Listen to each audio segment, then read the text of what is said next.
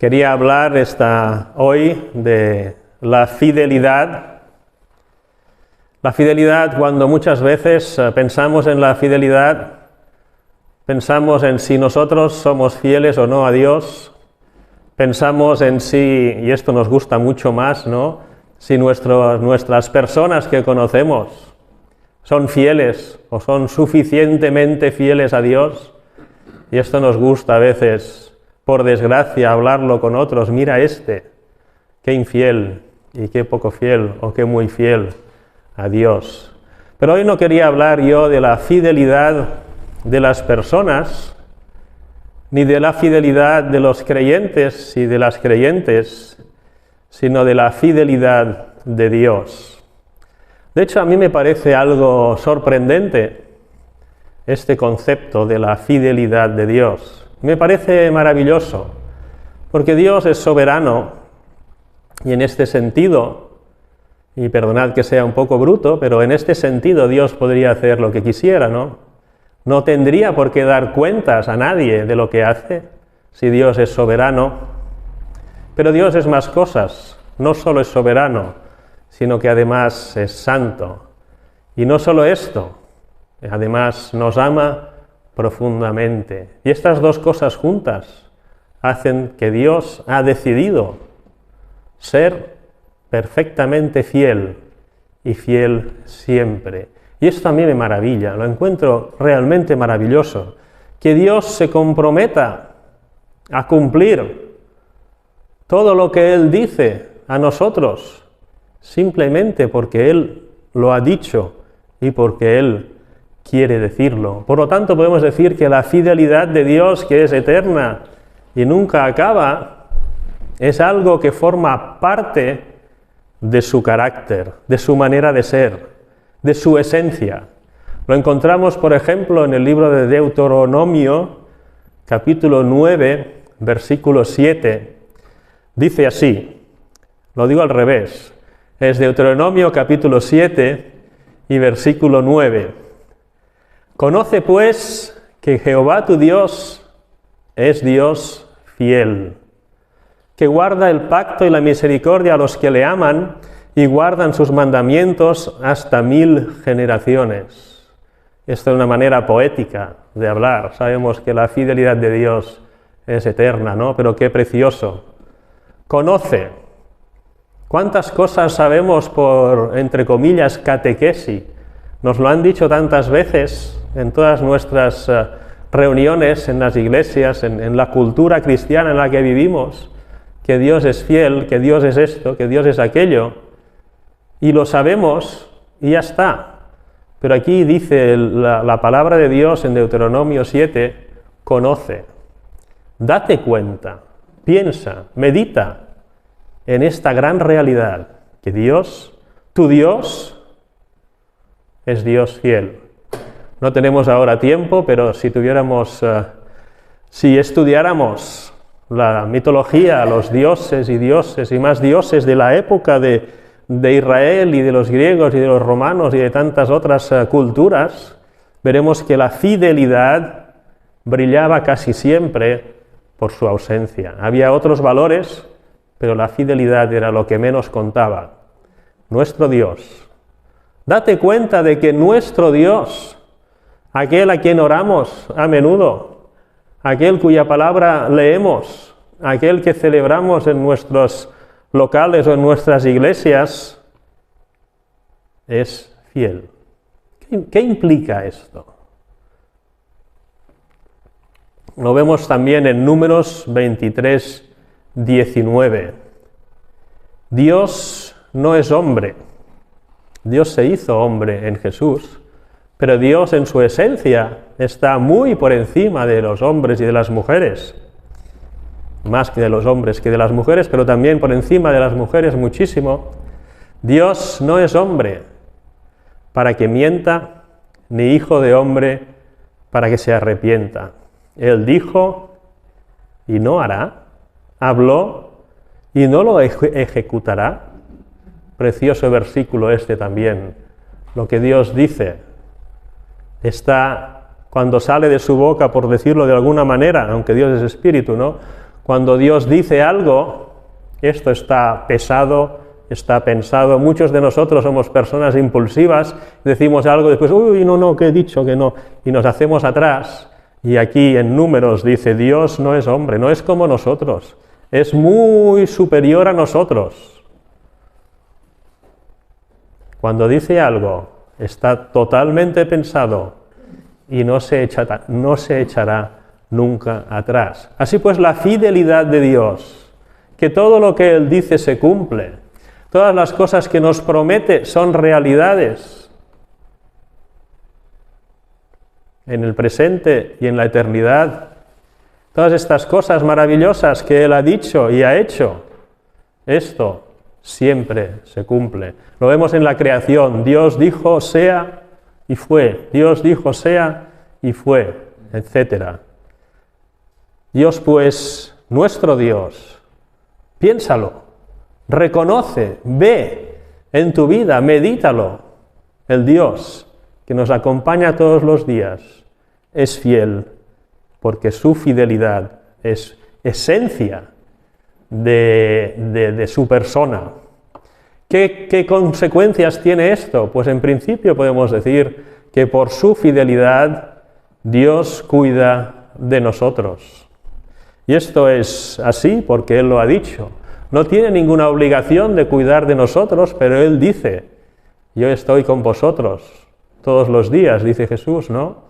Y no os afanéis, porque vuestro Padre celestial que os ama sabe de qué tenéis necesidad, etcétera, etcétera. Tantas palabras que encontramos en la Biblia que nos aseguran que Él cuidará de nosotros. Pero quería considerar con vosotros unos versículos del capítulo 3 de Lamentaciones, donde vemos cómo Dios cuida de nosotros. A veces parece que no lo vemos, ¿no? El libro de Lamentaciones es un libro que el título ya lo dice todo, ¿no? El escritor se pasa páginas enteras quejándose. Su obsesión por la bendición de Jerusalén y la hipocresía y la maldad del pueblo de Israel y la situación de ese momento de Jerusalén hacen que el hombre se pase páginas enteras quejándose, lamentaciones. Y solo al final parece que aparezca algo positivo, ¿no? Y aquí tenemos un ejemplo. Lamentaciones 3:1 dice así, del 1 al 24. Yo soy el hombre que ha visto aflicción bajo el látigo de su enojo. Me guió y me llevó en tinieblas y no en luz. Ciertamente contra mí volvió y revolvió su mano todo el día, hizo envejecer mi carne y mi piel, quebrantó mis huesos, edificó baluartes contra mí y me rodeó de amargura y de trabajo. Me dejó en oscuridad como los ya muertos de mucho tiempo. Me cercó por todos lados y no puedo salir. Ha hecho más pesadas mis cadenas. Fijaos la situación, cómo vive este siervo de Dios, su situación delante de Dios. Todo parece que le va en contra, todo parece que va mal, todo parece que le sirve solo para su tormento o para su mal vivir o para lo que sea, y además se encuentra como encarcelado y lo más grave, como abandonado de Dios. Y dice en el versículo 8, aun cuando clamé y di voces, cerró los oídos a mi oración, cercó mis caminos con piedra labrada, torció mis senderos. Fue para mí como oso que acecha, como león en escondrijos. Torció mis caminos y me despedazó, me dejó desolado. Entesó su arco y me puso como blanco para la saeta. Hizo entrar en mis entrañas las saetas de su aljaba. Fui escarnio a todo mi pueblo, burla de ellos todos los días. Me llenó de amargura, me embriagó de ajenjos. Fijaos cuántas veces no nos hemos sentido, no sé si tan gravemente como este escritor, Jeremías, sino de alguna manera hemos compartido estos sentimientos en nuestra vida acerca de nuestra relación con Dios, todo parece que va mal, parece que todo sea contrario a nosotros de forma activa. No solo que no nos sentimos ayudados, sino a lo contrario, ¿no? Fui escarnio a todo mi pueblo, burla de ellos todos los días, me llenó de amarguras, me embriagó de ajenjos. Ajenjo es algo muy amargo, ¿no? Mis dientes quebró con cascajo, me cubrió de ceniza, y mi alma se alejó de la paz, me olvidé del bien. No es un inconverso que está hablando, es una persona como nosotros. Y es necesario que nos demos cuenta que a veces estamos así, ¿no? Que parece que se alejó, a veces estamos eufóricos y queremos comernos el mundo con el Evangelio, otras veces tenemos una maravillosa paz con Dios y disfrutamos de ello de una forma preciosa, pero otras veces sentimos como que esta paz está lejos y que el bien ya no existe. Y dije, perecieron mis fuerzas y mi esperanza en Jehová. Siempre tendemos a alejarnos de lo que necesitamos muchas veces, ¿no? Acuérdate, pero aquí levanta la voz y dice, acuérdate de mi aflicción y de mi abatimiento, del ajenjo y del hiel. Lo tendré aún en memoria porque mi alma está abatida dentro de mí. Esto recapacitaré en mi corazón, por lo tanto esperaré. Estos episodios, ¿no?, duros de nuestra vida, estas situaciones que no podemos, sí que podemos disimular, pero que no conviene disimular, existen en la vida de todos los creyentes. Se acabó todo. Nos acordamos de los discípulos del Señor y de las mujeres que servían a Jesús, de todos los seguidores de Jesús cuando Jesús fue crucificado. Se sintieron así. Se ha acabado todo. Hemos dejado las redes, hemos dejado el trabajo, lo hemos dejado todo para seguir a Jesús y nos ha durado 3 años. ¿Y ahora qué? Estaban destrozados, estaban peor que antes de empezar. De hecho, llega un momento en que los discípulos dicen, vamos a pescar. Es curioso, no hay ningún mal en ir a pescar, pero habían dejado las redes para seguir a Jesús. Parece que ya nada tiene sentido, lo dejamos y volvemos a nuestra vida antes de conocer a Jesús. Pero aquí hay un grande consejo, algo que en nuestro siglo XXI hacemos a veces poco, algunas personas. Esto recapacitaré en mi corazón, por lo tanto esperaré. Pensemos un poco, recordemos lo que ha hecho Dios en nuestra vida antaño, y esperemos. Y entonces dice algo precioso, un libro donde todo son quejas y lloro y lágrimas, salen estas maravillosas palabras en el versículo 22 del capítulo 3, por la misericordia de Jehová no hemos sido consumidos, porque nunca decayeron sus misericordias. Y hablando de las misericordias de Dios, es la misma persona que hace 5 líneas estaba diciendo, estoy hecho polvo, estoy destrozado, ha esperado, ha pensado un poco en Dios, y ahora dice, las misericordias de Dios nuevas son cada mañana. Y esta maravillosa frase, ¿no? Grande es tu fidelidad. Mi porción es Jehová, dijo mi alma, por tanto, en él esperaré. En este mundo de todo al momento, es difícil entender que es necesario esperar, todo es instantáneo. Dicen que la generación Z lo quieren todo al momento, enseguida, pero yo veo que también los ancianos, incluso de 100 años, quieren esta intransigencia de todo al momento. Cuán bueno, cuán sano espiritualmente es poder esperar. Pero la gran luz de este de este capítulo tan negro es precisamente la fidelidad de Dios. Por su fidelidad, por su misericordia no hemos sido consumidos. ¿Qué significa esto? Que aunque Dios ha prometido que me cuida, si me cuida, no es por mis méritos, no es porque yo soy el más santo de este pueblo, que no lo soy evidentemente, sino porque Dios cuida de mí. Esperemos y veremos su gran fidelidad. La fidelidad de Dios no solo nos cuida, sino que obra en nosotros, trabaja en nosotros. Y esto lo vemos en 1 Corintios 1, del 4 al 9.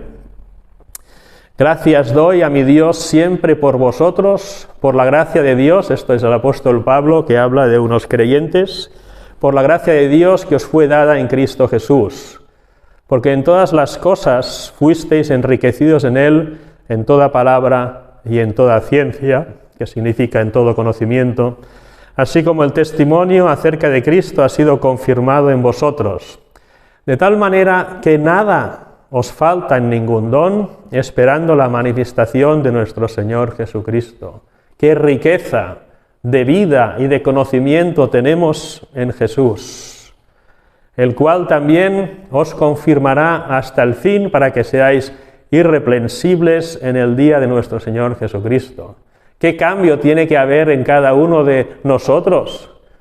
Y así siendo egoísta, ¿qué cambio tiene que haber en las personas que veo por ahí, ¿no? En los otros creyentes y evidentemente en mí también, para que seamos irreprensibles en el día de nuestro Señor Jesucristo. Se habla de milagros, pero este seguramente es el mejor de los milagros, que Dios pueda hacer de nosotros personas decentes delante de sus patrones. Y versículo 9, volviendo a nuestro tema, fiel es Dios, por el cual fuisteis llamados a la comunión con su Hijo Jesucristo, nuestro Señor. ¿De qué depende que seamos cristianos de verdad? ¿De qué depende de que seamos personas que dan la talla delante de Jesús en su día? De la fidelidad de Dios. Como dice en Tesalonicenses, 1 Tesalonicenses 5, 23 y 24, y el mismo Dios de paz os santifique por completo. Tantas personas intentan luchar contra su pecado sin tener en cuenta la obra de Dios en nosotros, y queremos santificarnos nosotros a nosotros mismos, pero la clave está en dejar que Dios nos santifique por completo y todo vuestro ser. Fijaos que somos muy completos, ¿no? Espíritu, alma y cuerpo. Sea guardado, de nuevo la palabra, irreprensible para la venida de nuestro Señor Jesucristo. Qué fuerte, ¿no? Yo no me veo ahora irreprensible delante de Dios. Sí que soy un poco simpático, leo la Biblia, predico el Evangelio, yo creo que no robo a nadie, etcétera. Pero de esto a ser irreprensibles delante de Dios. ¿Cómo lo vemos? Es posible, como decía antes, es un milagro. ¿Y de qué depende? Versículo 24, fiel es el que os llama, el cual también lo hará.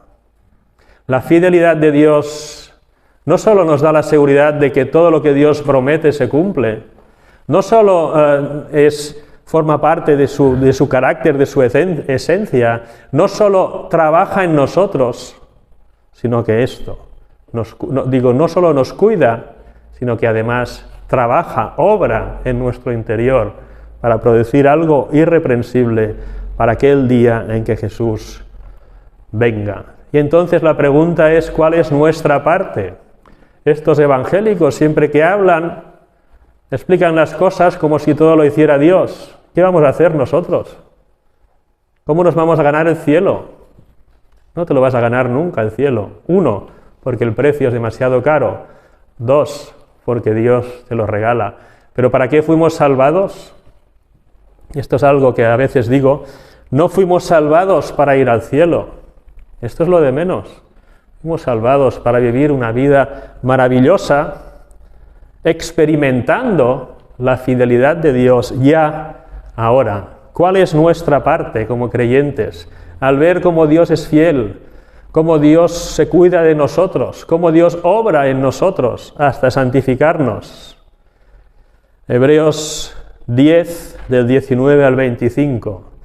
Así que, hermanos, teniendo libertad para entrar en el lugar santísimo por la sangre de Jesucristo, en los versículos anteriores explica que al morir Jesús por nosotros en la cruz, nosotros tenemos acceso directo, pleno, a Dios, algo que el pueblo de Israel no tenía. Tenían un lugar santísimo en su tabernáculo, donde entraba una vez al año el sumo sacerdote, y el apóstol o quien sea que escribe Hebreos, bueno, el Espíritu Santo, dice, ahora tenemos acceso total a Dios.